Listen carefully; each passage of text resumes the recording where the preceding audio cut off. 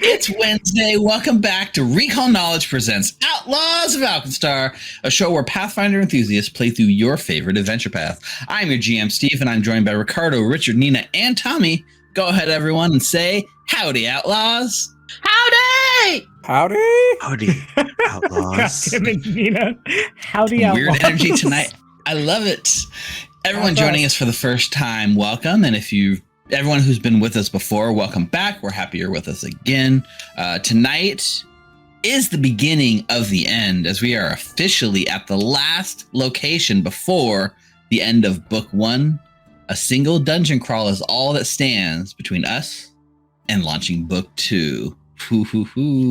And level 4. That's important. Go. That's the important milestone. Yeah. Level 4. Level 4 is coming. So we got a lot to get through tonight. Let's get going with the announcements. Our first announcement for the night is that tonight's episode is sponsored by the Rollsmith. So hot. Rolling. Yeah, the Rollsmith is the creator of awesome virtual dice you can use here on Foundry. Their dice are really simple to buy, download, and use as a module integrated with the free Dice So Nice module, which I am pretty sure, in my opinion, and statistically is the #1 must-have module just in terms of adding style to your games. You know, you lose that click-clack of the dice on the table and the tactile feel of them, and that Dice So Nice just puts it right back in Foundry for you. So definitely install it if you haven't. And also, kind of celebrating an announcement that just happened on Twitter not too long ago, it was revealed that the Rollsmith will be teaming up with Norse Foundry to make virtual versions of their real-life dice sets for you to use in Foundry. That is going to be pretty cool. You know, it's like the first, maybe not the first, but it's one of the first I've seen of like the real life kind of bleeding over into the virtual space. I know there's a couple of Pathfinder dice sets that have been made for Foundry, but still, it's pretty cool and it's kind of big news. Unfortunately, they're not ready for us to test yet because I'm sure we would have the first copies to show, right? Yeah, they would get a hold of y'all. You guys would get all the hookups. Also, Norse Foundry, you've got so much money for me. Yeah, I got a bunch of Norse Foundry dice back there. Well, they might get some more of your money soon. But in honor of that announcement, in honor of Norse Foundry and Rollsmith doing a partnership, and also because we're heading into a dungeon tonight, I wanted to take a minute to bring back our official Rollsmith roll-off. Let's go! I'm going to hop on over here to our battle screen with this awesome Rollsmith. It's been a while. Dice. It's been a while. So if you haven't seen this before, during our Rollsmith roll-off, each player will be sporting a different set of Rollsmith dice to show off. And we are going to scientifically prove which one guarantees you'll roll a natural 20 when it counts. Whichever player rolls the highest tonight will receive an extra hero point to use in this session. And if any of our players manage to roll a natural 20, well, that gives the entire cast a bonus hero point, and that can compound. I like your patrol lines, everyone. That's pretty cool. We gotta run. We're excited. Exactly. So without further ado, let's go ahead and see what we're doing. So let's start left to right. We'll start with Ninna. Ninna, what dice set are you gonna be using for tonight's contest? Yes, a gold armored dice. It's the gold armored dice with like the blue lining. It's really pretty. All right. Very classic. Gold armored dice, blue lighting. Let's kick off this thing. Just rolling a straight D20 flat check for us. See what we got. We're gonna set the tone and the pace for tonight. Huzzah! Look at that awesome 15. 15. That's a solid out of the gate benchmark to set. Not bad. You're currently that's not bad at all. You're currently the leader. Let's see if we can top that. Moving on down to Ricardo. Rick, why don't you tell the audience what dice you'll be sporting tonight? Got the black marble dice set from Rollsmith. All right. Black marble, a nice classic dice set. 13 is a respectable roll. Unfortunately, it's not enough to topple the gold armor dice set, which is our current leader. Did you know a 13 in Pathfinder can let you perceive enemies that are hidden. You can perceive that Ninna is still beating you. So let's move on down the line to Richard. Richard, what dice are you sporting for us tonight? I'm keeping with the lucky dice set from last session with those 3 nat 20s in a row. I'm going with the Summer Flower dice set. Ooh. All right, there's no flowers in Alkenstar, but will there be some in this Rollsmith dice set? I'm Let's retraining into Leshy if I die. Flowers of Alkenstar. Let's go. Let's There were go. plenty of fungus leshy. Oh, Oh, that's a 12. That's still respectable. We haven't rolled under 10 yet, but it's not going to beat Ninna with the gold armor dice set. I think there's something in here, right? You buy the newer set, you're guaranteed to roll better. That seems to be. So Tommy, why don't you let everyone know what dice you're going to be using for this? Oh, I've been choosing since we started and I haven't landed yet because they're all really pretty. I guess purple marble. Thank you for letting me go last. Perfect. We got the purple marble dice set. The point to beat is 15. Let's see if Saruk will start with an extra hero point tonight, or ideally everyone can get a bonus natural 20. I was on Summer Flowers for a little while. A 3 is what rolled. A 3 is not enough. It's the first low roll of the night. You know what that means? The winner of tonight's Rollsmith roll-off is... Yay! Ninna! With the 15 out of the gate, that's not too bad. As a reward, you can start Anita off with an extra hero point tonight, starting off with 2 instead of the normal 1. Unfortunately, no one hit the natural 20, so we didn't get to boost everyone across the board. However, if you're sitting in chat on Twitch live with us, you can earn heroic coins just for idling in chat and chatting with us and interacting. And you can spend those coins to give hero points to whatever characters or players you think might need them, and or the GM, if you really want to make their lives miserable, just send them my way. I'll accept them. As well as the ability to buy plot armor for your favorite character in case you want to give them a little audience bonus tonight. So that's going to do it for our Rollsmith roll-off. Congratulations to Ninna. I just see the token running around the side of this, and I'm like, is that the energy that we were when we talked about just gambling for entire sessions on this map? Woo! Yes. Runs around, makes me funny. Speaking of heroic coins, I watched Twitch has requested a hydrate for 100 coins, so everyone has to hydrate. Thank you. There's no more water left in my water bottle. Well, that means you're well The hydrated. intro, yeah. Yep. All right. Big thanks to Rollsmith for sponsoring tonight's episode. Let's also not forget another sponsor, even though we're not doing a Moltenverse segment tonight, is Molten Hosting. Molten Hosting is... They're so hot. they're so hot. They are hot. They're continuing to sponsor our show. Head on over to them and check them out for your Foundry VTT cloud hosting needs. Moltenhosting.com. They have different levels of plans. They all come with plenty of storage for your worlds. They come with automated backups, all kinds of cool tools that you need to make sure you don't accidentally upgrade to version 10 and lose all the work you've been working on for the last 6 months. You're right, Steve. They have the best advertising saga in all the streaming verse. Oh yeah, for sure. And next week we should be closing out that saga with a potential final episode in our Molten Cowboy saga with Calamity Jane. So don't forget to come back next week to see that. But for tonight, we've got a lot of stuff to do. We got a lot of gameplay to get to, so we're not going to go deep. Just go to moltenhosting.com and use the referral code RecallKnowledge. One word. It's one word. At checkout, and you can get your entire first month of service for free. It's a service we use on the show. We highly recommend considering it for your own games. All right, guys. That's all our announcements. You know what that means? Drop that beat, Rick.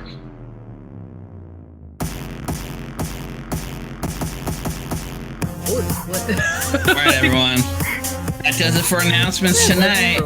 Viewers, go ahead, sit back, relax. But players, let's jump into tonight's episode 18 of Outlaws of Alkenstar, as we continue playing Punks in a Powderkeg, written by Vanessa Hoskins. Woo! Whee! Let's go! Oh, we're going.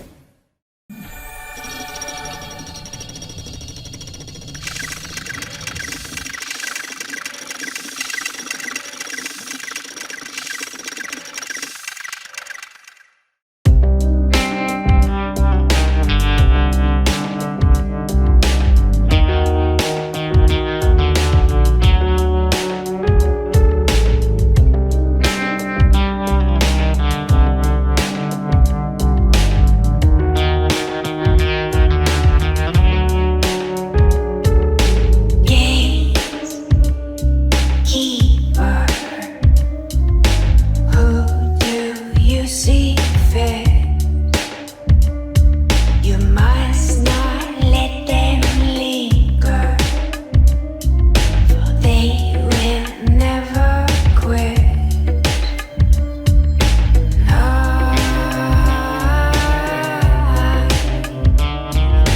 Bring this on myself. Nobody else. Tear me apart. Bring me glory. Get down before me.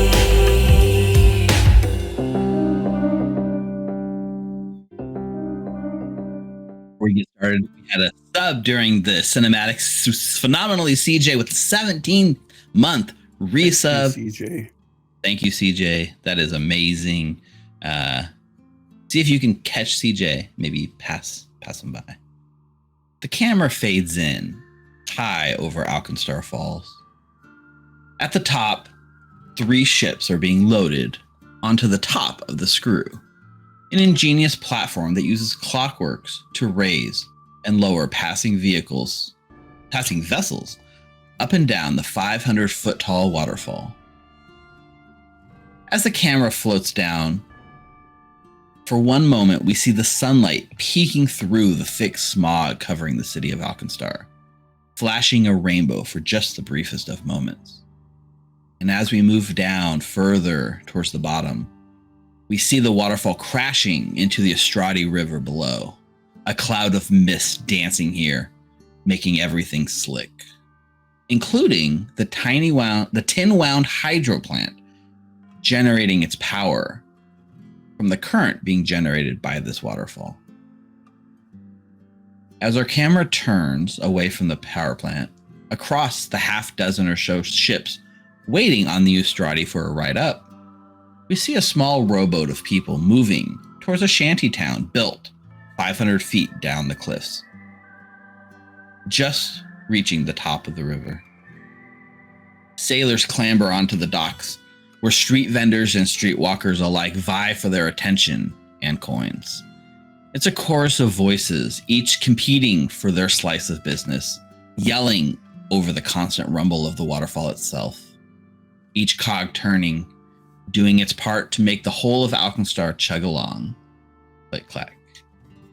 Hillside, or more affectionately referred to by the locals as Hellside, an attempt to capitalize on the opportunities of passing ships. Built without regards for safety or sanity, this 500-foot tall sprawling city clings to the side of the Hellfallen Cliffs, a desperate part of town for particularly desperate people. And as the camera moves up a level, the slick woods swollen with mist from Alkenstar Falls. With mist from Alkenstar Falls in desperate need of replacement, we see our outlaws standing outside a small row of luxury condos. Hollow Manor Estates, a failed attempt at gentrification, offering more than just a wooden shack. Living quarters carved directly into the cliffs themselves, a chance to raise a family, escape the noise, have more. Or in the case of our outlaws, a lead on a mysterious alchemist named Shoma Lyzerius, a burnt-out student of Blither College, somehow involved in the attempted kidnapping of famed inventor Vashon Gattleby during your escort mission. You have been tasked with tracking down the person responsible and finding out why. Bringing you here with a slip of paper marked Hollow Manor Estates, apartment I-1, standing outside the rundown apartments, staring at the matching numbers, wet from the falls, and ready to close this investigation. Players, the scene is yours.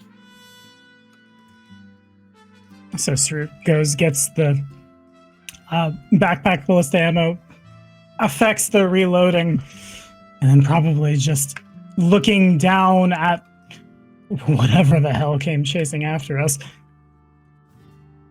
Well, too bad we couldn't get information out of them. I think we dispose of the fiends in this part of the world by, and then Pantomime's pushing over the falls. Looks at everybody else. Does the apartment look like occupied or vacant? I do know that you roll the natural 20 on your sort of your perception to like scout out this place. Just looking at this apartment when the apartment's nearby and stuff, it does not appear to be abandoned. It doesn't look like, I mean, it's maintained. The front, there's like no mail in the mailbox. There's nothing that would give it the sense of abandonment. Just looking at it, it feels lived in. It feels like, homey. So in that way, there is probably not abandoned. Doesn't this guy make like them stuff that blows up? I mean, what happens if he like tapes some of that to the door right here? What do you think, Anita? I wouldn't, because I don't want to get the attention of everyone else that could be within the vicinity.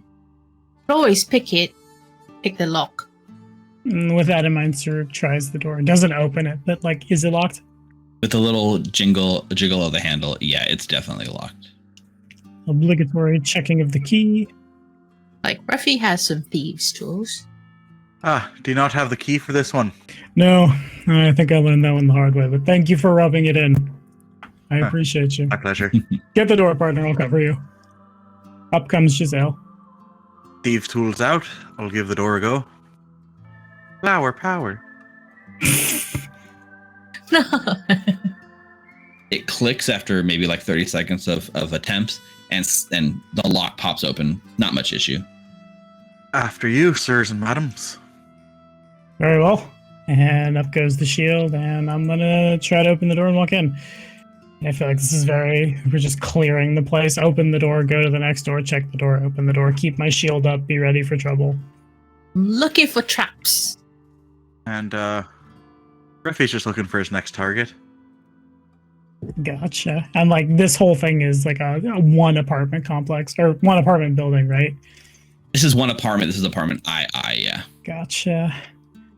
Okay, so then I think I have the impression that someone's here. I'm just gonna run down to the door and check it open.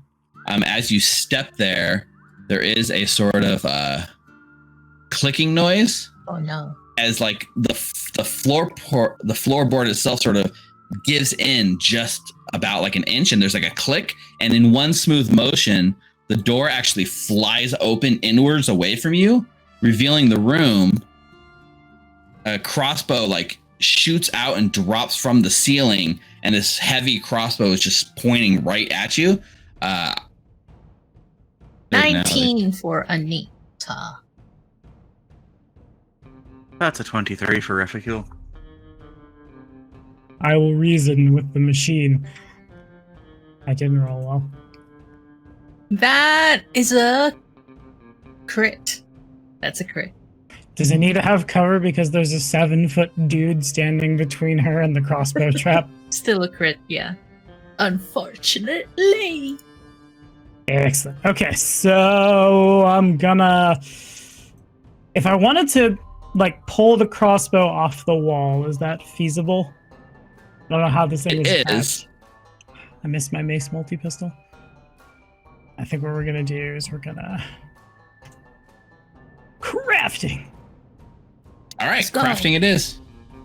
Or someone, if they would like to roll 1d20 plus 10, would like to try to just...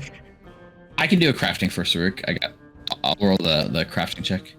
So 16 on the dice. I didn't add, yeah, so 25 is going to be enough to, with that, you manage to basically dismantle the reloading mechanism of this crossbow. Got it. So then, run with me on this. There's not a person holding this or a thing that might pull it away. Can I just third action interact to remove the bolt? Nice. I'm just gonna whoop. Yeah, dropping things is a free action, right? I'll drop my shield because dropping a gun that's loaded sounds like a horrible idea. But drop shield, grab bolt, and then grab everything afterwards. Woo! Says the person who was just shot by a crossbow trap. You doing okay back there? Yeah, I say as I do treat wounds on myself, like a quick battle medicine with assurance. Well, assuming that no one's bleeding out, I'm gonna just step in. Well, I guess be in front of the line. I'm gonna. Can I send a perception check? Just looking around. Doing what I do. I would actually. Where are we? A kitchen? No, now is not the time for baking bread. Though I did think of it. Oh, Watching the door, the main door, and that other door in the hallway. I'm just looking around for anything like interesting. Anything that might clue me into Lycerium, Shoma. Can I do like a recall knowledge? With what do I have? Can academia lore help here? Because I'm thinking by academia lore, like I was just in the library a lot. A natural 20! Man, you are good today. Jeez. So I pull it after you all. That's true. We'll go forward. So, by pulling the Creed's root, Anita, you are able to open the secret door. I guess before you see anything, you smell the acrid smell of chemicals waft out into the kitchen and like drown out any smell of spices. A large table stands in the center of the room with a half-finished humanoid construct lying there, disassembled on top of it. The tunnel you're kind of coming in looks into this laboratory, and you can see that there are other doors leading out of this kind of centralized chamber, but your eyes are immediately drawn around the room because there are sort of these clockwork machinery creatures that are like standing here. And then when you guys sort of open it and the light floods in and you're kind of you take one step in, all their attention sort of spins and looks at you as these clockworks like spin around, grinding their gears, and notice you. Also in the middle of the room, there is this tiny little creature, clay winged, weird looking creature that's standing there in the middle of the room with all these constructs. He's kind of standing over this kind of disassembled device, like pulling at some of the wires. It looks up and locks eyes with you. You lock eyes with it. And I need everyone to go ahead and roll some initiative. Hey! As with your Halbrent bonus. Don't forget the Halbrent bonus. +2. Ooh, that's a natural 1 for the clockworks. Good. Nice. Oh, natural 1 for Anita and Wybert. That's Not a 17 for Reficule. 2-1 for Al. Dirty 20. Not bad, not bad.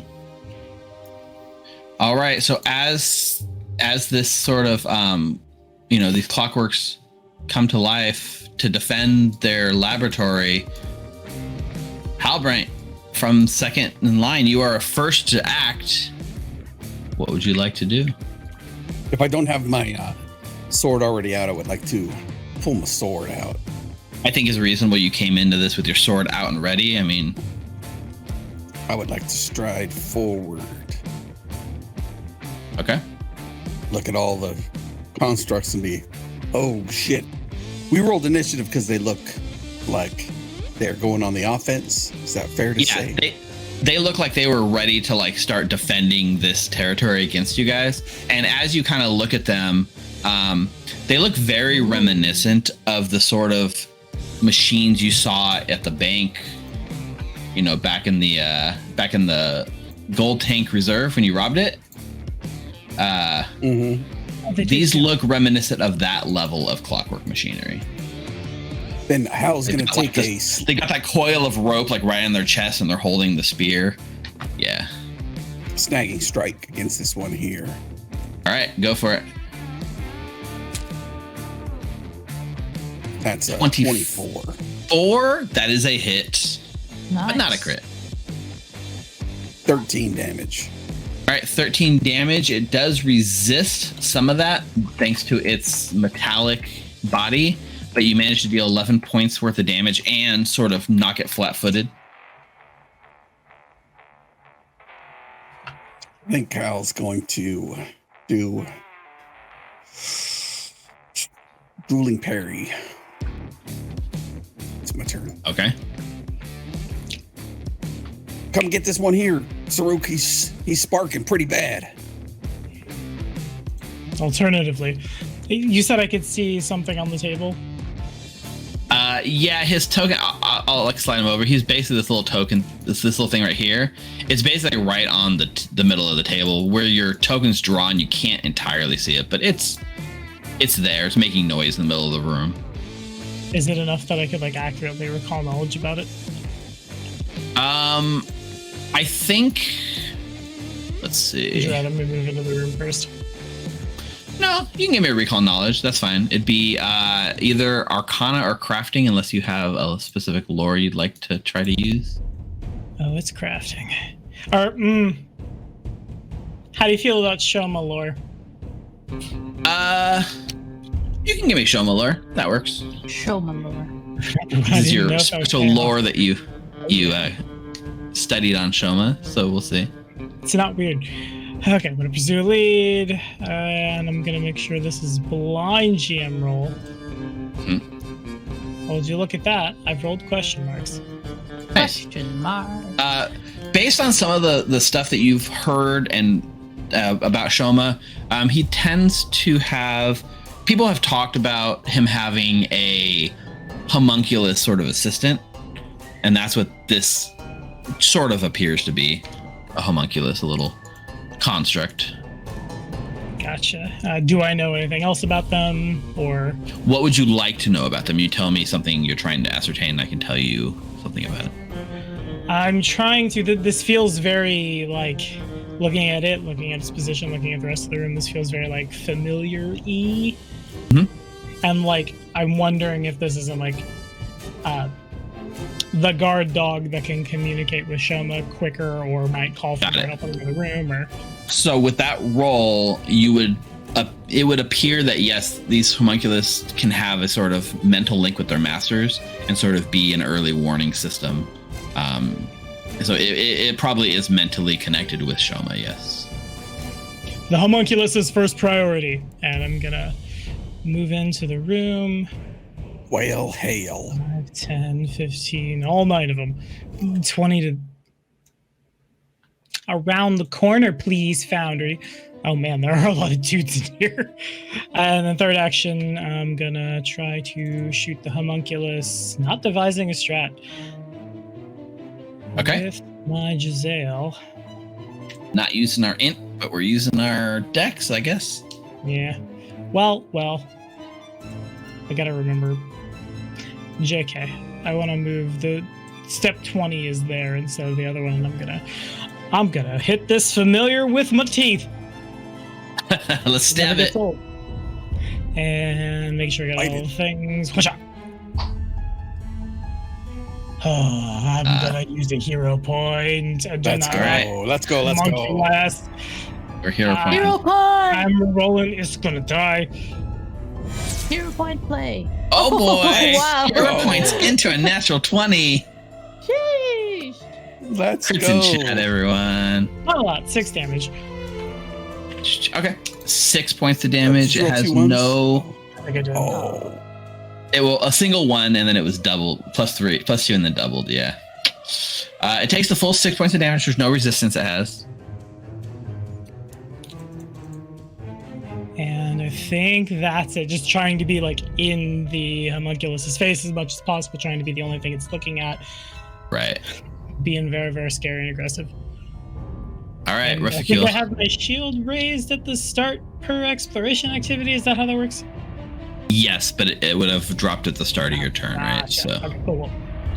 recall knowledge, strike. Yeah. All right, Refecule. All right. Taking my free 10 foot step. Go there, draw the pistol as a free action, as I'm like passing by Annie, I'm kind of doing that like shoulder to shoulder thing. And I'm asking, what the hell is a whole monkey ass? I have no It's not- fucking idea. I just shrug Figure it my out shoulders when and move past Wybert. So that's 25. That's one action. Second action, I will go here. Does that require a climb or anything? Wait, Yeah, you know, I mean, that's a full-on cabinet, so I think you probably can't stand in that space. Okay. All right. I thought it might have been like a little dresser or something. But I think it's like a giant like alchemical cabinet of equipment. I will stride To here, then. Second action. And third action, I'm gonna try to grab the little bastard. So grapple, it's an athletics check against the target's fortitude DC. Should have just shot the bastard. Oh well. Flower power. Hey. That's a good flower. It's not a good thing. Fortitude DC. Yeah, you managed to reach out and with your success, Hey. the target is actually grabbed. Nice. So I run in there with the gun and say, "Is that the whole monkey ass?" And I Close grab. enough. Yes. I hope you know That's Shoma my- probably heard all of that. Well, the home monkey ass gets to go next. So, given that you have it grabbed, I think it will try to escape. So, an escape attempt. It's actually an attack and not a manipulate, surprisingly, but it does count as an attack action. It's kind of interesting. But it's going to do you attempt to check using your unarmed attack modifier or an acrobatics or an athletics check instead. It's going to do acrobatics check against your athletics DC. That's an 11. What's your athletics DC? Is it 11? I think it's an 11. I've got a +1. Okay, so with that, it successfully gets out of your grab. And then it strides. I guess it's not even a stride. Yeah, it's like a stride. It's a fly. Yeah, so it attempts to fly back towards the door. This, however, does trigger an opportunity attack. I'll take it. Not the half monkey ass. And certainly not the quarter. 24. 24 is a hit. That's 18. Nice damage. damage. So as it flies away, it leaves itself open. You slash with your Kopesh. It like kind of slashes this thing in half as it kind of like flies, slams into the door, and hits the ground dead right at the door it was trying to fly to. And now it's a half monkey ass. Right? Yeah, it's dead I before will it can teach even you all do so much anything. about science when we're done with this. But up next, the clockworks get to go. So this clockwork creature, first action, it targets a reficule and it uses its melee fist attack. 18 on the dice for a total of 25. That hits, yeah. That's going to be 7 points of bludgeoning damage. Its second action is to grab you, so you're automatically grabbed by the creature. You grab that thing, it grabs you. Its third action is to stab you with the javelin it has. With the map attack. 8. That's a critical miss. That's a critical miss. That was almost a 20. Close. This one here, you've got it like sort of snagging striked. It will use a fist attack against you, Hal. 17 on the dice for 24. Yep. Even through your sort of raised parry, it still hits. So you're going to take 8 points of bludgeoning damage. Second action is also to grab you. So you're now grabbed by this creature. And its third attack is also to do a javelin strike. With map attack, that's going to be 16, which is a miss. This one strides over here, also targets Hal with one strike. Because you're already grabbed, it'll do its javelin strike with its second action. 14 on the dice is going to miss. Third action is going to be a map attack. The javelin, 12 total, and that's a miss. That's their turns. Anita. All right, first action, I'm gonna go into overdrive. Let's go. Okay. Let's go. Let's Yeah, go. overdrive. All right, robot.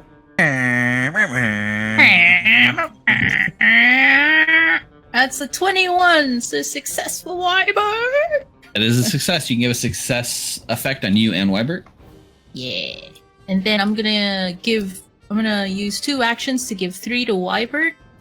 Halbert, do you want me to kill the one that's all whizzing and smoking already, or help you with this one? Get this one first. I got him grabbed. You can hit him. Okay. 2 actions for Wybert to stride all the way here. Wyvern, you move through an enemy's square. Yeah, he has to make if he's gonna move through an enemy square, he has to make the tumble through action. Can Wybert just shove through him? Since he's like a ton of metal. I mean, you could do a shove action, but a tumble through is always going to be an acrobatics check. Let's see, Wybert, what are you good at? Yeah, he'll try to tumble through. Sure. Oh my god. Look at my agile baby. That is a whole monkey's ass. Yep. That's about Hero right. point. Hero Oh yeah, so it's a hero point. Let's go, Wybert. Yeah, Wybert hero point. That's Wybert, cartwheel. Yeah, look at my agile baby. 20, and you're targeting the reflex DC, which is enough. Wybert tumbles through these creatures and can get through it with the hero point. Okay. So how many actions do I have? 1. That was 2 to get. It was 1 stride and then 1 tumble through. Okay. So can I get here? So let's see. Where did you start? You started here, right? Mm-hmm. You hit Wybert has how much speed? 25. Okay, so 1 to there, and then so 5, 10, 15, 20, 25. Yeah, he has enough to get to that corner back there. Yeah. All right. So when he strides from there, both of these creatures spin around and take their opportunity attacks against Wybert. Oh yeah, they do have opportunity attacks. I totally forgot. Okay. So the first one, that's a 19 on Wybert, which is a hit. 6 damage on Wybert. And the second one also takes the opportunity attack. Gets a 19 also for a hit. Mm-hmm. For 8 points of damage. Okay. And that was both 3. But Wybert still has his third action. Wybert smash! A 15. Why have you been rolling so low, Wybert? This would miss. However, thanks to the snagging strike causing it to be flat-footed, that is a hit. Yes. Damage. 7 points of bludgeoning damage. They are resistant to, so they take 5, but that's still enough for Wybert to buzzsaw right through it. Actually, that's a Wybert smash. That's just a punch. Punch right in the stomach, and then the whole thing just sort of tumbles in on itself and is dead. Sweet. That's it for my turn. All right, top of the round. All right. Rinse and repeat. Let's do a snagging strike against this creature right next to Wybert. Ooh, 14 is a miss. Yeah, hero point. Oh, that changes it from a miss to a critical hit. Critical hit. Sheesh. Fighters doing fighter things. Oh, God. Well, he is resistant to some of that, but I don't think it matters too much because you like doubled his health in 1 strike on a critical hit and it just collapses in upon itself into a pile of heaps. I will move over. Yeah, you're no longer grabbed because you have killed the thing grabbing you. And I will snagging strike this creature. Make that strike. And I have 30 movement. 22. Was that with the map? Oh no. Whatever 17 that was. with the map. It would be. Is it -5 or -4? Is it a agile weapon? It is -5. Okay, so 22 becomes 17. That's still a hit. Nice. 10 damage, and it is flat-footed. It's grabbing Ruficule and you're grabbing it like a conga line. Join in, Saruk. Bum, bum, bum, bum, bum, bum. Yep, Saruk is up. Alrighty, untap upkeep, devise a strat. I'm gonna do it with Lajazale. I'm gonna tee to target. Oh wait, I guess I'm not gonna tee to target because that will give me information that I would not have. Hacha! 16. Gonna be a 16, all said and done. I think it's flat-footed right now. So, yeah, why not? I'll drop my shield. And, well, no, I won't, because, yeah, that only works on the crit. JK, I'll take it. Does a 16 hit? It does. Even shooting through Reficule, that's enough to hit. Sorry if I shoot the hat. Not actually wearing the hat anymore. No, well, there's max damage. Kind of. Whoa! Yeah, not bad. Sheesh. So yeah, with that blast, the cowboy hat is unscathed, but the whole the clockwork explodes outward, and it too crumbles into a pile of debris. And with that, you've taken out the last of these clockwork type creatures and managed to secure what appears to be a secret laboratory. Oh, the homunculus is going this way. I say we stack up on this door. You want to collect any of these robot cores Anything there, Anita? cool? Looking around the lab, I mean, you're in a fully functional laboratory full of laboratory equipment, valuable laboratory equipment at that. There is a chance to sort of loot the laboratory, Alchemist lab, expanded Alchemist lab, and artisan's tools here for the taking. I've revealed the loot token. It would take some time to sort of gather all of the alchemy lab into a container. It also is 6 bulk worth of material. We can get it on the way back. Let's go. Sorry, sir. Hang on a second. Could I just quickly repair Wybert? I just need 10 minutes. I'm going to do a quick repair on Wybert. Yeah, so Anita goes ahead and sort of gets the toolkit out. That will end the overdrive because that lasts for 1 minute and you had 10 minutes on the thing. But yeah, you can go ahead and do a repair. Are you encumbered? I mean, I ain't got shit in his backpack. It's literally empty, and he'll take it off his back and hold it upside down, and there's nothing in it. You want me to carry something? I can carry it. Because you look like you're struggling. Are you struggling? Maybe. I will be struggling. Anita, you're ready to go, right? You're ready to kick down this door. You know, right? This homunculus has a connection with its master. So the moment that it saw you, Shoma knows you're here now. And you're going for that door ready to go. And then Anita's kind of stopping and repairing, and everyone is sort of window shopping in the room. So there is that sort of pressure in the back of your mind. You do know the more time you spend, the more time he has to prepare. Yes, I think the literal second Anita is done, I'm going to throw the door open. Oh no. So for repair, for success, it's 5 plus 10 for expert.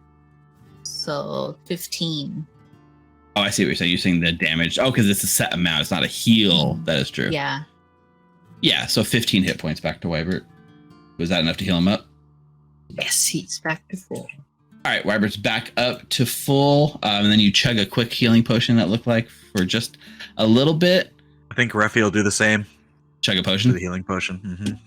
Yeah, go for it. So for Hal and Ruffy, and then theoretically Suruk, you have 10 minutes while Anita is repairing Wybert. Is there anything you guys need to do in that 10 minutes to prepare yourself? I'll just be shoving shit into Hal's backpack. The breaking the glass bottles and all the chemicals, everything just into the backpack and clinking around. But yeah, so you guys can take 10 minutes to loot. I mean, these things, they're very valuable. The glass is pretty expensive. All these chemicals are expensive. These are worth a pretty penny, so it's worth taking. So you can go ahead and spend that time loading Hal up without issue. And then Anita gives the go, the thumbs up, they're ready to go. And Suruk kicks the freaking door open.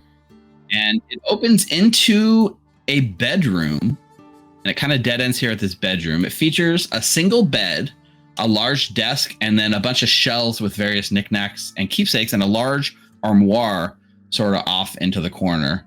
And as you step in, there's just a short hallway back to the alchemy lab. But as you look around, it's just a bedroom. Is that a journal actually on the table?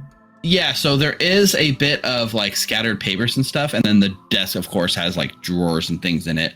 Behind you on this corner is an armoire, and then Over on this side, it just looks like a little like dresser. Gotcha. You can go check the other door. I'm gonna toss this really quickly and just start pulling everything. So as you start going through the desk, you like open that top drawer of the desk, and as it clicks open, there's like and then there is well, let's see.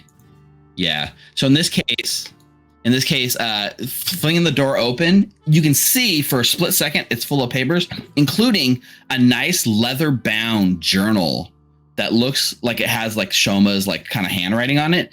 It looks like it's probably his personal alchemist journal with all of his like formulas that he knows, his entire life's work contained into one volume. And your eyes go wide as you look at it. And then there's that small clicking noise as from under the bed, you hear it noise. And then you start like, everyone starts coughing as everyone in the room is sort of inhaling this gas. Yeah, I do need everyone in the, I guess technically, yeah, I need everyone in the room to make a fortitude saving throw. Fortitude. A Nice. natural Hal gets a 20. success. Oh, critical success for Anita. Yeah, Hal's got the right idea. Let's Pulling see the those crits in chat. 19 for Saruk, which is a failure. No. Try the other hero point. I don't want to die. I'm gonna die. Still a failure. I guess Refugio's not in the room, so Refugio doesn't have to make the saving throw. Anita is unaffected. Hal's unaffected. Saruk, that's a failure. You can just feel yourself started getting drowsy. You're now slowed 1. Oh. And then right as that trap goes off, right behind Anita, the door slams closed, and there's like a clicking lock that splits the room between Refugio and you guys. And now we're gonna roll initiative. What? And that pause there was like, oh no, did my internet die? Yeah, this is a complex trap that does do things. 14. That's 25 from Refugio. Well, Refi, you are first to react, but the door like slams shut and you hear it locking them in there, and you can hear the hissing of the gas lines and them kind of exclaiming that there's something going on in there. What would Refi like to do? 10 paces, free 10-foot step. That's true. And I'd then like to spend an action to interact and take out my thieves' tools. And I'm gonna spend 2 actions to work on the door. Perfect. Go ahead and make that disable lock or pick a lock. I forget. What is the action in Pathfinder? It's not disable a device. Is it disable a device for locks too? Maybe it is. Power. A lock is the Oh. action. I'm gonna use a hero point on that. Okay, go ahead and spend that hero point. Ow. So with that natural 1, your hero point causes you to break your lockpick. On the critical failure, you've lost your lockpick. Oh. That's fantastic. You have the rest of the set. You just need to buy replacement picks, or you pull out replacement picks if you have them. Nope, didn't buy any on this character. Does it take 2 actions to do that, right? It's 2 actions to pick a lock and 1 to stride, yeah. That's my turn. All right. Saruk. Okay, so first action, interact, grab the journal. Second action, Okay. Journal's here. You can go ahead and loot that into your equipment if you'd like. yeah, already. And then second action, is there any obvious, press this button, make gas stop happening? Nothing obvious, but there might be something that you could find if you were to search for it. Yeah, I think that's what it's got to be. I'm just gonna look around. So as you kind of like take a look and you're looking at the way this mechanism is set off, it feels like anything that would have like stopped the gas from triggering, once it's triggered, this gas has been released and it's just free flowing out now. So your eyes go to the underneath the bed where there is this sort of tank of sleeping gas that is like spewing out. You need to like basically find a way to clog the nozzle or disable it at the device underneath the bed. If you wanted to stop this, you could probably do like a sort of crafting, a thievery check to sort of disable it, a crafting check to like attempt to disable the device. Or if you're alchemically minded, you might be able to concoct a counter agent to the sleeping gas that might keep you guys from being affected by it. But if you're looking for a way to disable it, it's at the nozzle that's spewing gas directly into the bed. Gotcha. So Saruk probably doesn't say anything, very out of his head, very dizzy, very woozy. And that's my turn. Am I still slowed one? You are, yeah. Actually, yeah, the slowed one automatically go away at the end of the turn. Start of the next, but I don't know if I was standing in something that would have me like locked there forever. When you regain the action, reduce the number, you finish the value. I mean, it doesn't say it goes away, but I'm assuming it does, right? Yeah. You know what? This effect. I don't think slowed automatically goes away, but in this case, it is a 1-round effect, so it will go off of you. Gotcha. It is actually the trap's turn next, and the trap spews gas into the room. I need everyone to make another Fortitude saving throw. I still have to make another. I'm not immune to it anymore. You are not automatically immune on a save, unfortunately. Remember that part where Tommy assumed we'd get all the loot, but actually we're just gonna take a fucking nappy? I'm gonna use the hero point. All right. Also in chat, Doc Nina gave Saruk a hero point. So Saruk does have one more hero point. Immediately. Oh god. Success for Anita. Critical failure for Hal. Plus good. Critical failure for Saruk. So actually what happens is Saruk and Hal both drop unconscious. What? The gas knocks them out. It is Hal's turn. He's asleep. Anita. Okay, so let's try and disable this thing or create a counter agent. Can I go through this bed? Can I like straddle Saruk here so that I can get a nice... I mean, you can. Saruk's over at the desk. The bed's like way over here, so you can get to the bed. You really want to straddle Saruk on the bed? You can. That's fine. Oh, right here. I just want to do the counter agent, the crafting check thing. Dude, because the gas is actually spewing from this corner down here. Ah, there? Yeah, this bed over here. You can actually make the counter agent from anywhere, right? You're just looking at the chemicals and seeing if you could potentially come up with something to counteract it. You can go ahead and make a crafting check for me. Oh, glad now, bitch. Here you go. There is a bit of chemical spill in the room. Oh, 2 on the 13. dice, 13. Don't have a hero point. Can I use another action? Because I have like 2 more. You can. So recall knowledge, when you fail, or if you succeed or you fail, the DC goes. I think technically once you fail once, it goes up. This isn't technically a recall knowledge. So yes, I will say you can try it again at a slightly higher DC if you would like to try it again. It doesn't say how many actions it is to create a counter agent. So 17. 17. That is going to be a failure as well. Okay. You're running, like every time you fail, the DC is going up. It's getting harder and harder to succeed. Oh, I already used another action, and I don't have thieves' tools. Wybird's unaffected by the gas, at least. He's just looking at you confused. Wybird, smash the door. I know, I'm thinking about that, but it's like, can Wybird try? I'll use 1 action to give Wybird 2, and then he'll try to smash the door. 1 action to step. Yep, Wybird runs over and just smashes the shit out of the door. Yeah. Go ahead and make the attack roll. Are you making a force open check, or are you making an attack roll? Like, are you attacking it like it's an object you're trying to break through, or are you trying to do the force open? Oh, attacking it as an object to try and break through it. Perfect. Go ahead and make an attack roll. Wait, I wonder if Wybird can attack the nozzle and like break through that. So it releases all the gas. Yeah, right. That's true. Okay, attack. How do I do that? Theoretically, you could. It is an object you can target and try to smash and break the object. But that's true, though. The gas is gonna. Okay. A natural 20 for Wybird.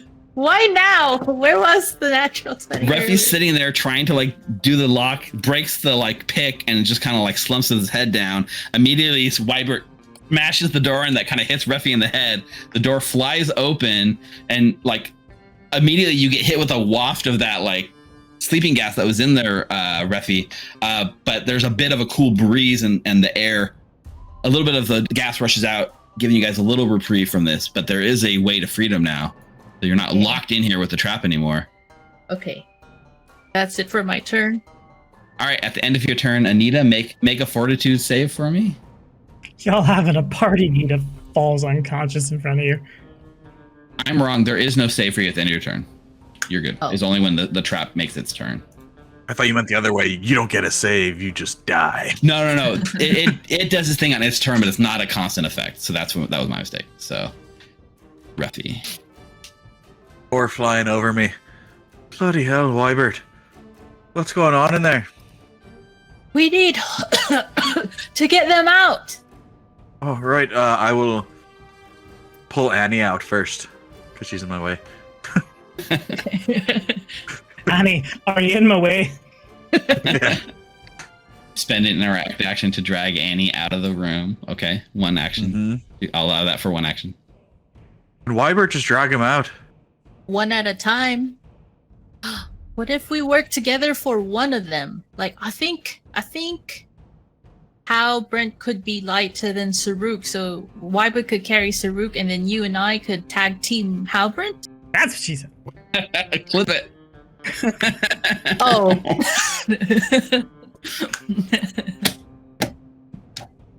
Yeah, oh yeah, straddle and...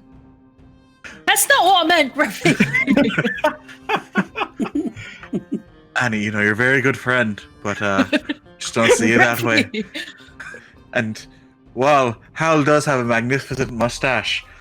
Second thought you could grab his khopesh and throw it off into the darkness. I will spend 2 actions to hold a action in case I need to, in case Annie or Wybert can get someone to me, and I'll drag him out. Saruk is unconscious. The trap spews gas. Hal and Saruk, you guys are the only ones that need to make the fortitude save. So glad it gets worse from here. Of course it does. 9! They're You just have a hero sleeping, point? right? You both have hero points! No, I don't. I just burnt it down the last Burned it, one. yeah. You move from stage 2 of this effect to stage 3, which is like a deeper slumber. Like the first stage was just like 1 round of unconsciousness. Now you're at like you're unconscious until ... Right, they're not just sleeping. We should get them out. I will say though, in the interest of making you guys not panic too much, we're in a situation where the sleeping gas is affecting you guys, but there is nothing dangerous. There's nothing attacking you, right? Luckily, you guys were able to deal with all of the enemies in this area, and let's say perchance there was a homunculus that was immune to this poison that was then attacking you at the same time. This might have been a more dangerous situation. Who in their right mind is shaming encounters through several doors, opening them in the middle? What? Vanessa! The homunculus was trying to get into this room. You guys cut it short. It was running here to hide. You killed it before it could get here. This trap is a lot less dangerous without you guys attempting, Nice. like this homunculus stabbing you while you're sleeping. So in that case, the gas runs out after about a minute, and like Wybert is able to finish drag. Like Wybert's able to drag, but what happens is Hal is so weighed down with like 6 bulk worth of like alchemical equipment that like Wybert can like barely drag him, and he does manage. I think Wybert gets him out, but not before the gas has completely run out. Mhm. And Saruk and Hal, you guys kind of wake up lying on the floor of this alchemical lab. He has an armoire, and as you sort of peek through it, you can see that the armoire is stuffed with very nice, very expensive suits. The kind of suits that would fit in if you were to wear them at, say, the rodeo. The Longhorn Lounge. Yeah, everyone was dressed really nice there, right? Looking through this wardrobe, Shoma has spent quite a bit of money on fashion and things to fit in high class society. 12 sets of fine clothing and 3 sets of like very nice high fashion suits. Ooh. So there is a loot token in the room. You can go loot the clothing if you would so like. Absolutely, at least one of his outfits has a bow tie. New character art. Bow tie over the eye. Let's see if I can carry it. Yeah, how heavy are they? That's a good question. I didn't really look. Encumbered 6, I'm at 5'9". Nice. You got 3. You're carrying like literally like 15 sets of clothing on you now. So I take one of the bow ties and I say, Birdie boy, come over here for a minute. And I tie a nice little bow tie onto Wybert. It's so tiny. It's like a mole. Uh-huh. I have to use another bow tie. Tie it. It's like pretty much he has two bow ties because they won't, and tie them together because they won't fit around. So I'm just gonna run into the hall, do a quick perception check. Yep, lightheaded, groggy. You go ahead and run into the wall, run into the darkness. So this hallway is not lit at all. So you go into the darkness, no problem. I know Hal can go into the darkness, no problem. I know Ruffy can go into the darkness, no problem. But Anita, you look at the rest of your crew just barrels forward into darkness. I'm holding on to Wyvern, who has echolocation. He's got tremor sense, right? Oh, he has dark vision too. Yeah. Yeah. Okay. So what are you looking for, Saruk? Sounds of anybody moving, basically. Got it. You come to this sort of T section here. It sounds like there is movement and noise bubbling, like a weird bubbling and almost like factory noises coming from your right to the north end of the room. And then to the left on this to this like hallway, it ends in another door, but it sounds quiet from that way. Okay. Gonna go here. Gonna check the door for traps. I think maybe I'm starting to learn something. All right. Give me, you're searching for traps, so you're doing the searching sort of exploration activity. Whatever with everyone else's activities that they're doing while Saruk's leading the way into this scouting. Okay. Default scout. I can't see much. I guess I would be trying to avoid notice in the back.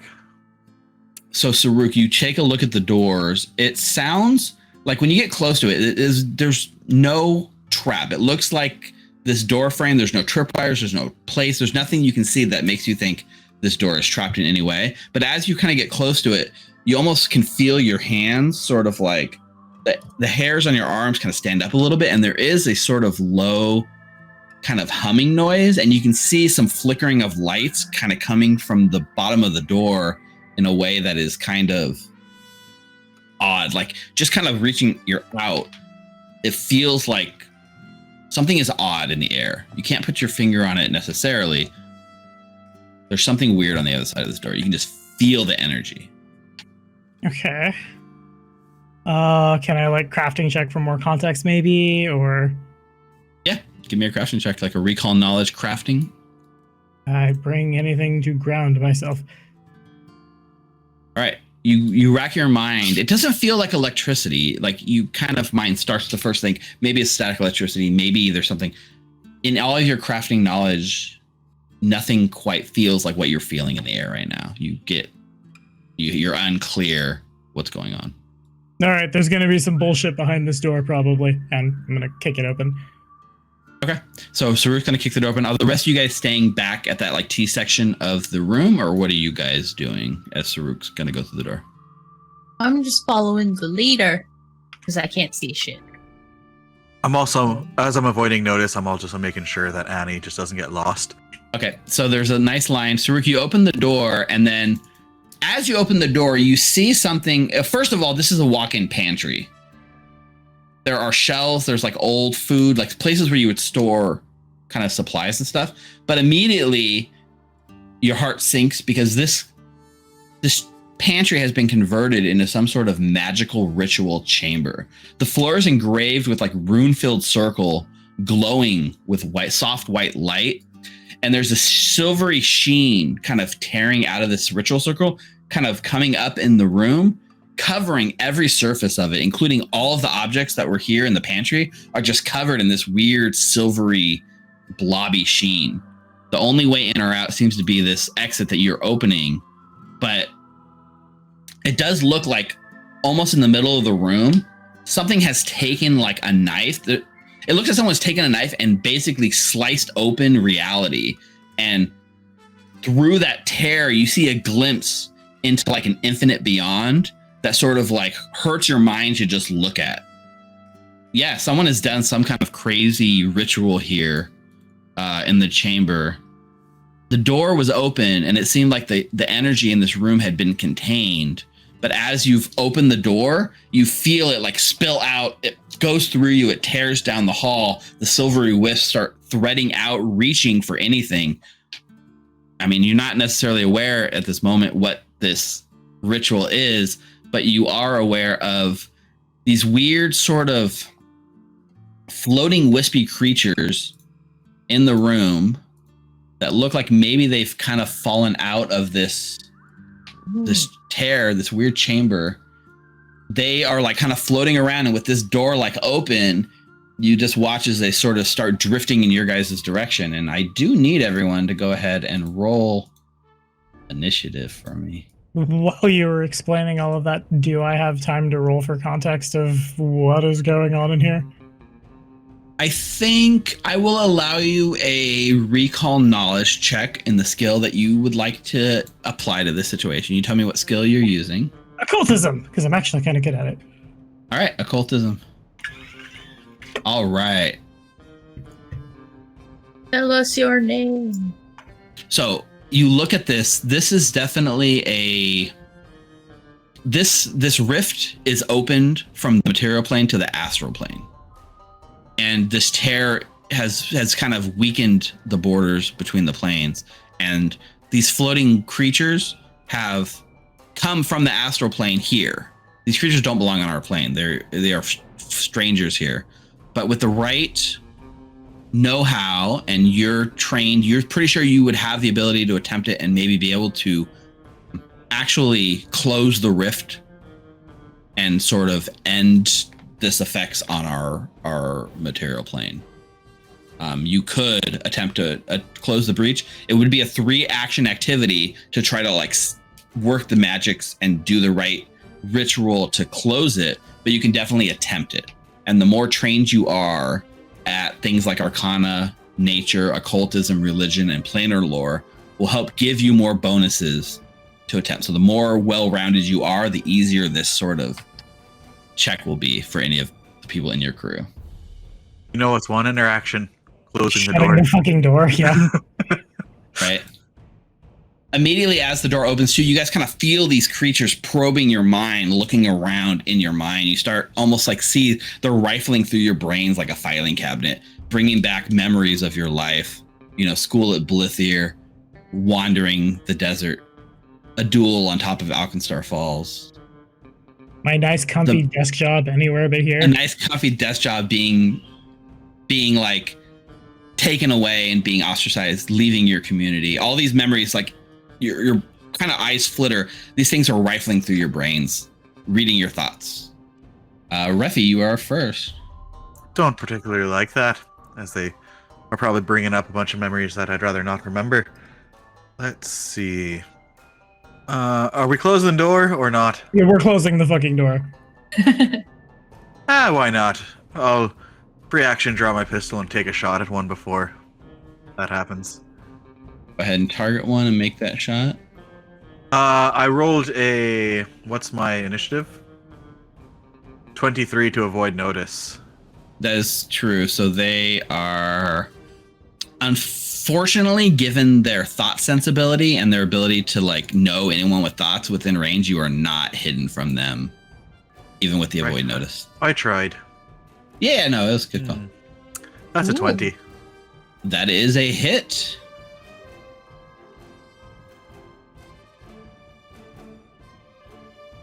That's 12 points of damage. All right.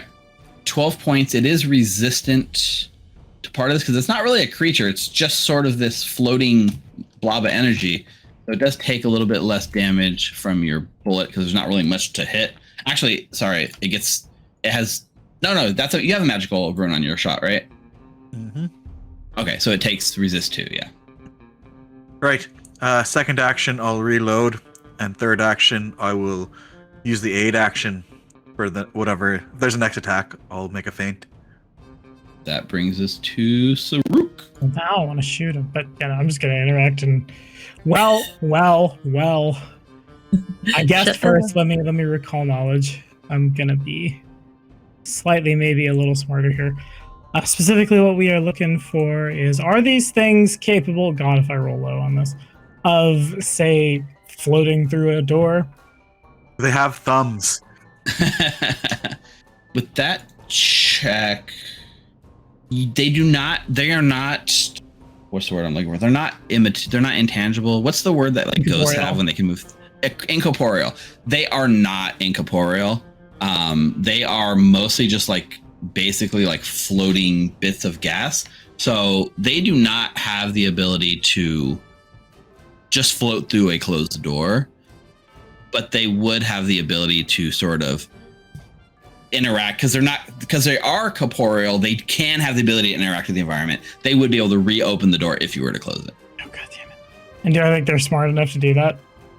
These things are reasonably intelligent creatures. They're not mindless by any means of the imagination. Do I happen to know what they're called? Yeah, I think you rolled high enough. These are, I guess you would pronounce it Iotun. It's basically literally what you know of them they are stray thoughts that float through the astral realm. And then occasionally the thoughts get entangled and sort of become a physical, tangible thing on the astral plane. So this thought has found its way from the astral plane into our plane. It's thought personified.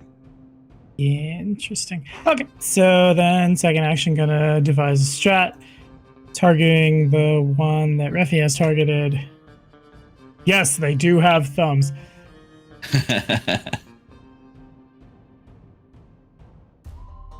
All right, it's gonna be a 21. Would a 21 hit? 21 does indeed hit. Wow. Nice. 17 damage. Nice. Right?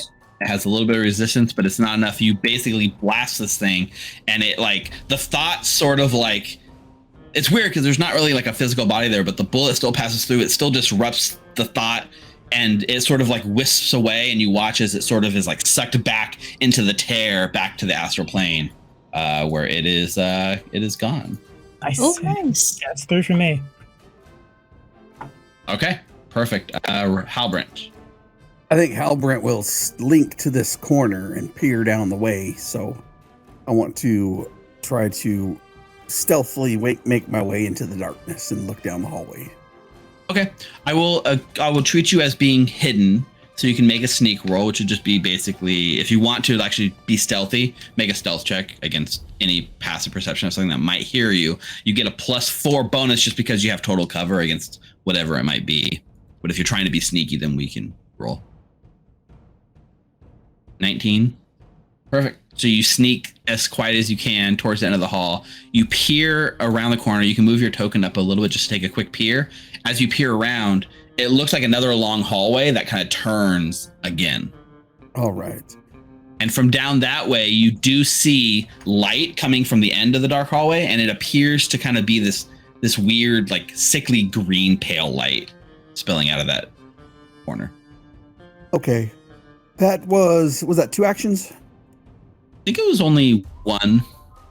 Then I'll hold an attack if a creature comes up this way that looks to do harm to me or my friends. Anita. Okay.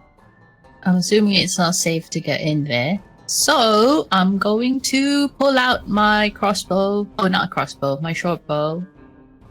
And then I'll try to hit but I'll do overdrive first. All right, go ahead and overdrive. Overdrive! 24. So it's a success. Yes, because I think it's... Oh, I don't know. Yeah, 15 to succeed, I think. Or standard DC for my level. Yeah, so let's see. And now at level 3, your standard DC is 18, so 24 is a success, but not a critical success. So me and Wyvern, in case Wyvern can get one. Oh, I can't even see this bitch. So D20? I mean, you there should be light down here, right? You should be able to see the room lit up. You'd be surprised. I cannot. Unless I... Oh, wait, I can. You're right. Okay, short bow. 20! 20 is a hit. Okay, they will take 5 points of damage. All right, 5 points. That is resistant to that, and you're not using a magical weapon, so No. it resists double. Damn, so they take 1 point of damage. So that's 1 more than did. Okay, another one. Well, it takes an action to reload it, right?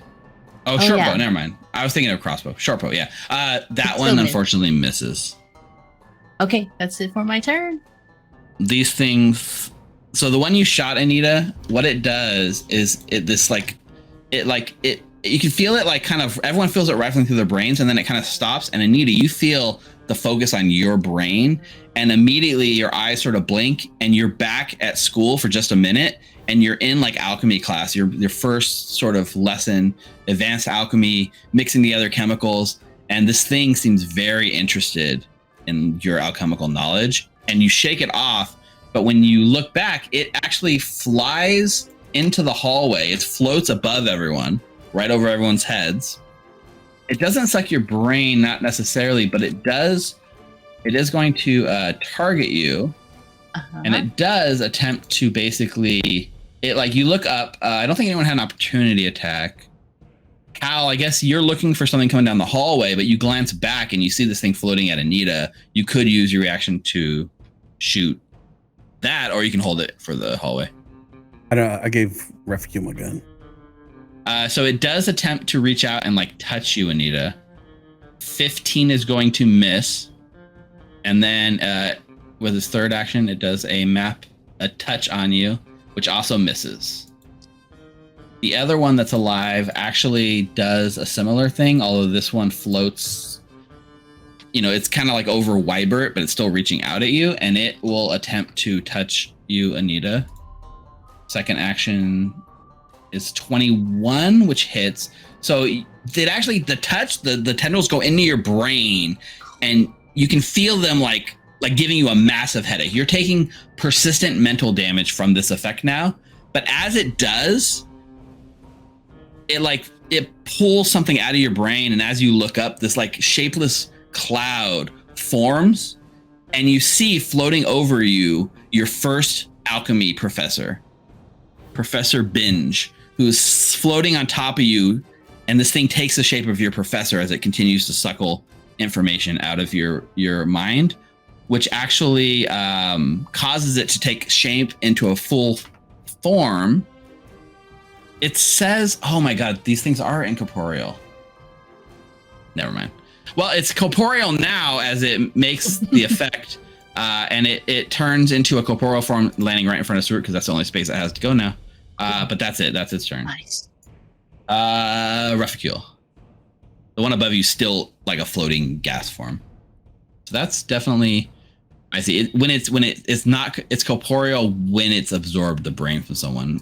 I didn't see the incorporeal tag on the top. I was looking for it on the side for some reason. That's my bad.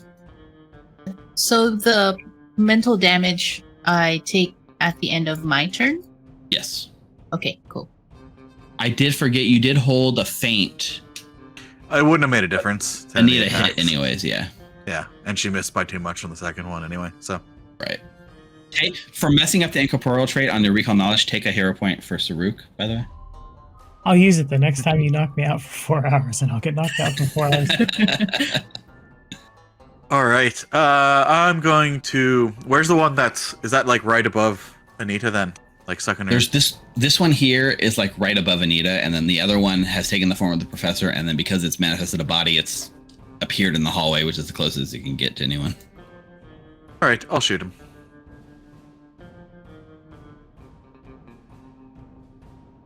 That's a 26. Sheesh. It would be a crit if not for the cover provided, because it has slight cover from the allies between you and it. So it's a hit, but not a crit, unfortunately. Crits in chat, I know it was close to a crit, but it didn't have the bonus. All right. You know what? I will let you crit. I will give you the non-bonus because I screwed up the incorporeal trait. So take your slight roll the crit damage. All right. Merciful GM. That's 21 points. Okay, 19 points of damage total. You basically. Oh, actually, wait. Actually, yeah. It's no longer resistant, so it takes the full damage. I will use Reconter's Reload to create a diversion, pretty much feint, try to make it look away, you know? So let me make that deception check to reload. Yeah, 15. Is it targeting the perception? Or is it the will save? It might be will save, right? This is a feint? Or what was the thing? Create diversion? This targets the creature's perception DC. So that is a success. Right. You become hidden to it. So you do a thing and it goes, huh? And like it looks up. Ah, I forgot it's already flat-footed. Oh well. It's flat-footed against my next melee strike due to my sword and pistol, which I'm going to do a map attack for my third action and punch it. The one you're... Oh, wait. Are you targeting the one right next to you? Or I thought you were targeting the one at the end of the hallway. So this one down here, right? This is the one that has the body form of the teacher. This one here that's right next to you is just still a floating cloud. Saruk's over there. I was targeting the one that's still close to Annie. Got it. Okay, yeah. So in that case, it would have been resistant. But yeah, go ahead and make that that map attack flat-footed. Right, it is flat-footed. Oh, so close to natural 20. Still a hit. Let's go. Come on, let's go. Let's go. More than one. Oh, that's more than one. Wow. 4 damage, and this is from the hand wraps. That's true. Does the hand wraps make it magical? They are +1 hand wraps. They are magical. They do have the magical tag, so it's only resistant to, but that is enough to make it still stay up. You like punch through like air, basically. That's my turn. All right, Saruk. Now ready. Untap, upkeep, do the thing. Do the thing. It's gonna be a 20. So reload my gun for the second action and action the third, presuming a 20 would hit it. 20 does hit. 12 damage. This one has no resistance to that because it's like in the body form. 12 Right. points of damage. And that's my turn. All right, Hal. Can Hal get to this point right here and still reach the creature that's over Annie? I think so. It's this weird space. I think so. Yeah.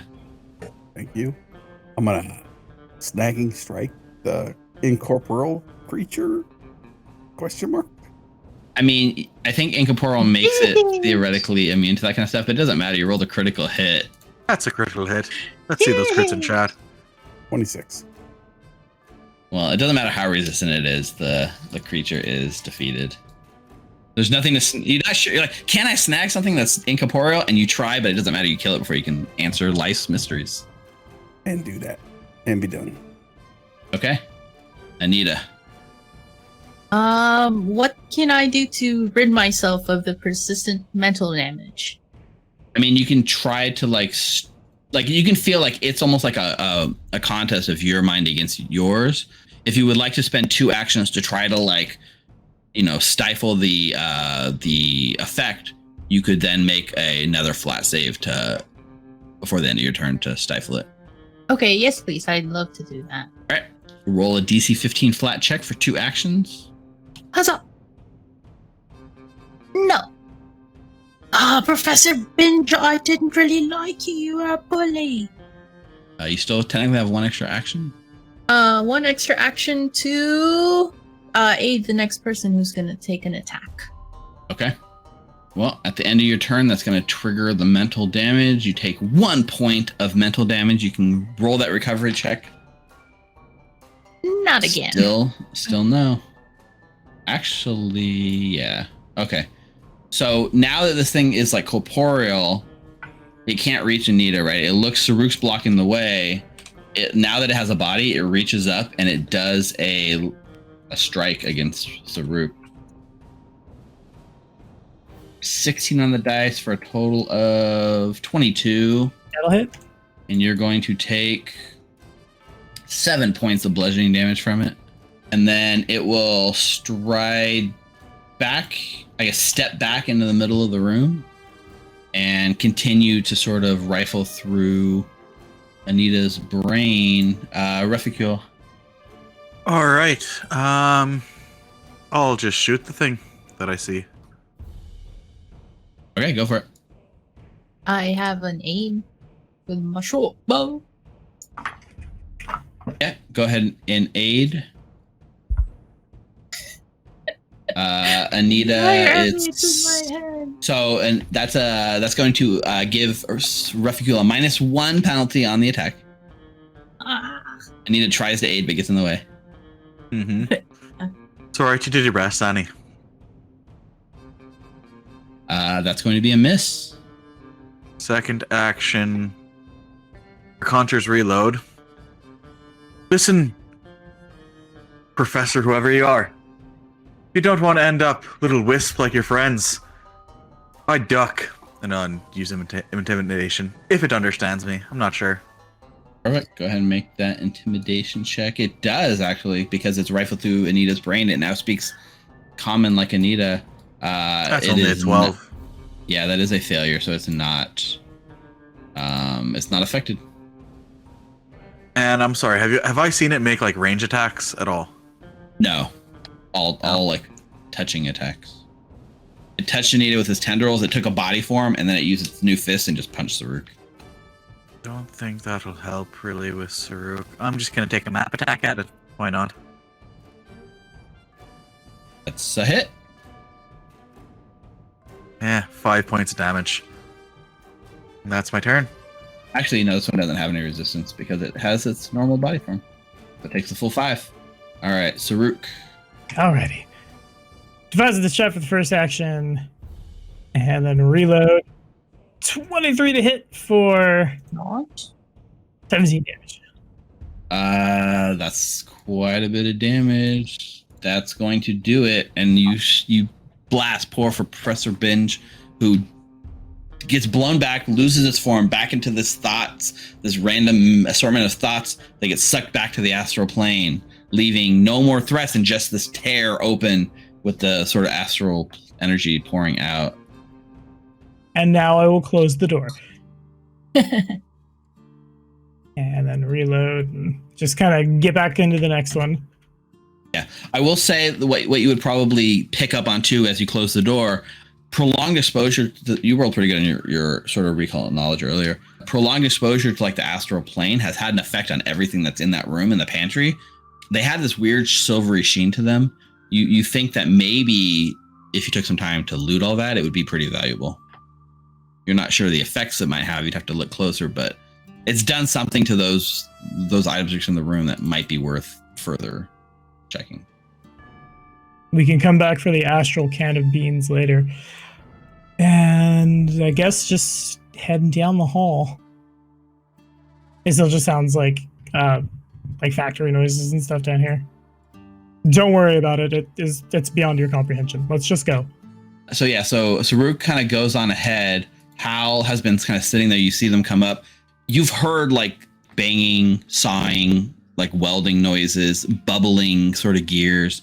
And as Saruk turns the corner and looks for like the first time, you see what appears to be like a giant laboratory. The laboratory itself, the smell that you had smelled when you first came down into this secret laboratory is enhanced so much more here. That acrid smell, this giant 45-foot wide stone chamber is sitting here. And against the south wall, there's a 5-foot wide stone dais upon which stands a black granite statue of a robed and hooded figure, its face hidden in shadow.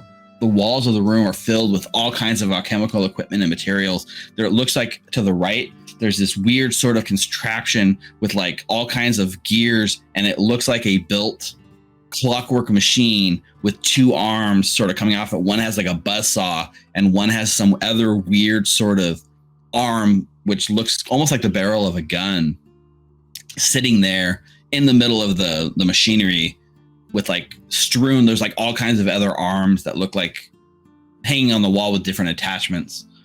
And your eyes are drawn to the center of the room because there, standing at the stone dais, a man with skin the color of smoldering earth, his hair replaced by burning flames, dancing, flickering, causing shadows to bounce across his face. He stands on the dais, grinning, waiting for you. The room, by the way, covered in glass, broken equipment, broken bottles. Between you and him, the entire thing is just a mess. This room has been trashed, and he stands here grinning. The one you've been looking for, Shoma Lyzerius, is here. Just for a quick reference, this is the creature you see, the clockwork device with 2 little hands, 4 legs. Oh. And as you spin the room, he grins. And before we roll initiative, that is where we're going to call it for Boo. the night. It's I the know. battle! Can we get closer know. to Staruk at least, though? Yes, you guys can go ahead and move up closer as well. But yes, this is there's all kinds of different art. But this is Shoma. This is his hidden laboratory you found, his workshop, and he is waiting for you. So because we only have about 20 minutes left tonight, we're not going to push it. We're not going to do this fight. We're going to pick up with this fight at the top of next week's episode. And that'll be the sort of boss fight climax of book 1 and gives us enough time to do the fight next week and have some resolution and wrap up the book with a nice, cute bow and a bundle that looks just like Wybert wearing Shoma's nice suits on top of his head. Oh, yeah, that's right. Yeah, that'll. I think that's a good place to go. Let's not push it. So, thanks for sticking in there with some of our technical issues. If you're watching later on YouTube, maybe we edited them out. Hopefully, a decent amount. Yeah, fingers crossed. But yeah, we're going to have a nice little boss fight showdown next week, guys. Kicked your way through this thing like just like bam fight, like no joke. When you guys set your mind to it, you guys are just like bowling over like everything, even random stray thoughts collected on the astral plane that finds their way to the material plane. That was the last thing I thought I would see in Outlaws of Alkenstar was you open the door and hear a thought elementals. They're really called thought elementals? No, they're not at all. But Oh. it's the shorthand. Basically, they kind of are that. Yeah, your thought that you think there, Richard, it goes out of your head into the astral plane, and now that's floating out there, creating its own, Rickroll for future Alkenstar groups to find. Anyways, we're gonna have a big showdown next week. I hope you guys are excited. Big. That's gonna do it for us this week in Alkenstar. Big thanks to Ninna, Richard, Ricardo, Tommy for playing. Had fun. It's been fun playing with you guys. Big shout out to Tommy, who last Friday did the charity stream that we talked about 2 weeks ago. How did that go for you, anyways? It was dope. It was a lot of my games are very like existentialism and very bad things and deep over the top. And then we went and herded alpacas. It was the other thing, but it was a lot of fun and it raised a lot of money for a lot of cool things. And it let me Nice. they burnt through the content of the bounty is the word in like half the time I had. It's like, okay, cool. I'm just gonna break out my homebrew muscles for an hour and a half, I guess. What can I? And it Nice. went well. Yeah, it was dope. Yeah, I tuned in for a little bit. I got to see some of it. I didn't see the part where they had already gotten off the rails or finished your content, but I did see them herding some alpacas. That It was adorable. I think that's a cool bounty, just herding some alpacas. It was like a cheaper proverb. I'm not worried about that. Is there a VOD of it that's out there or gonna be? Yes, actually, I was tagged. Yeah, we'll put it in chat and Twitch. If you're watching on YouTube, it should be in the description below, so you can go watch Tommy and some help some players herd some alpacas using a lot of the. You guys were highlighting a lot of the assistive items in Grand Bazaar, right? We were, yeah. And some of the players were using, like, they were not used to playing Foundry, I think, or some of them were new to Foundry. You were showcasing some of those tools that you can use for players. That's cool. Hadn't played Foundry. Most of them hadn't played Pathfinder. Tangentially, we've talked before about how exploration activities stop 5e players from shouting, "But I'm doing this," and I never got it. Now I get it. But, Right. Super brand new. That's funny. Yeah, God. that's what Pathfinder does for that. I don't know if there's a VOD, but there is a YouTube link, which I closed Twitch when my internet was doing a bad time. I will quickly jump back in. So while Tommy's looking that up, let's take another minute right here to thank all of our Patreon supporters who support us on Patrons. You guys are awesome. This is our new October list. The month rolled over. So big thanks to David Sims, Sam Skaggs, Mark Paquette, Sandra Wagner, Joshua David Miller, Derek Southworth, Awal Jalil, and Jason Irvin. You guys are amazing for helping us do what we're doing. Big thanks. You guys are awesome. Also, just like we said earlier, Rick's accepting requests for custom-made maps that you guys may want. So put it in, request in, and we'll probably be doing like one slot a month dedicated towards getting your guys' maps done. 1 or 2, depending on how many they have requests, right? If you have like 100 requests, it might take a minute to get through them all, but otherwise Rick will do his best. But that's just a nice perk. In addition to that, you just send a nice support for us to help us do things like this. Like, you know, obviously I've learned I need a new, better computer for the stream to handle it. So, you know, help me get more money for that you would help. We have a lot of, you know, just recurring costs that we use to keep the show rolling. So we just would like to, you know, we don't do this for money. We just would like to break even. That would be nice. And you guys help us get to that point with your support and helping us know that, you know, what we're doing is useful to you, and hopefully, you know, is you're enjoying the ride with us. And the maps are just a cool bonus. Also, no Bastion this week. We'll be back for Bastion next week, so we don't have any announcements. Anyone else have any other announcements to fill at the end of tonight's show? Quick! Someone talk for 12 minutes! Okay, for more information on the Twitch stream that Tommy did, he did it with Everyone Games. Everyone Games is a great company that assists a lot of, I think, let me open it. But from what I gathered when I was looking at it while watching your stream is that they're also partnered with veterans, which is really cool. Anything that deals with veterans is a great thing for me. So Everyone Games is a team of volunteers promoting accessibility through online events, games, social media activism, and working with game developers in the industry. They're predominantly partnered with the Everyone Can charity and Stack Up, which is the one that helps with veterans through gaming. So if you want more information on them, go to everyone-games.com and check them out. Nice plug, Nina. Nice plug. Also, going back to charity, right? We did our Extra Life stream a year ago almost, and our second episode, we one of our donators donated. I had one slot to play with us. They donated. We ran a game for Extra Life.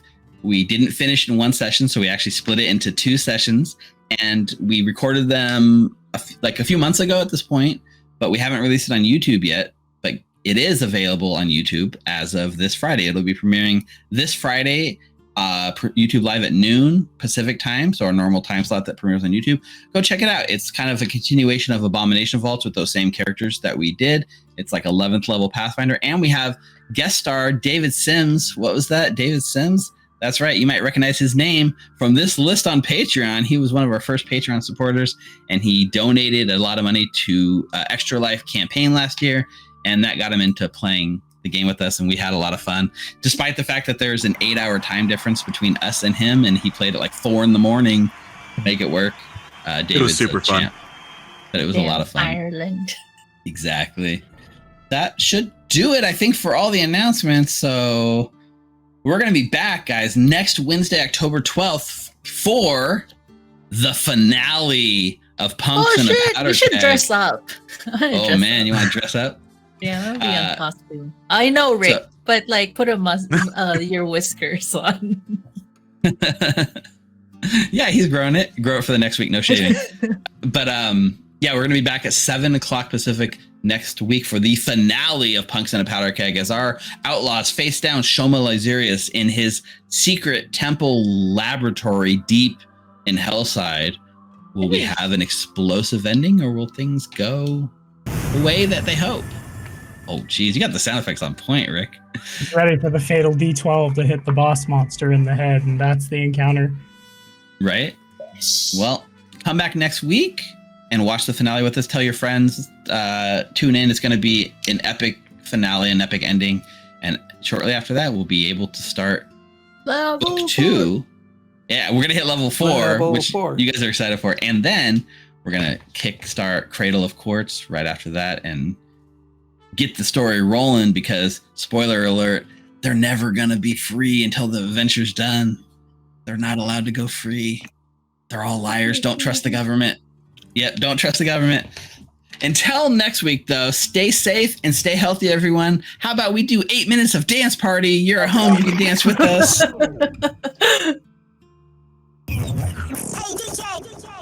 Hey, DJ. Or Steve doing that clockwork motion earlier, the robot. Oh, it's pretty chill. Oh, this is mellow dance. Yeah. I'm into it. All right, we had a lot of fun. Thanks for hanging in there. We'll be back next week on Recall Knowledge. Thanks everyone for playing with me. Don't go anywhere. I mean, don't. You can go anywhere. You have a week. Be back in a week. See you guys. God damn it. Smooth.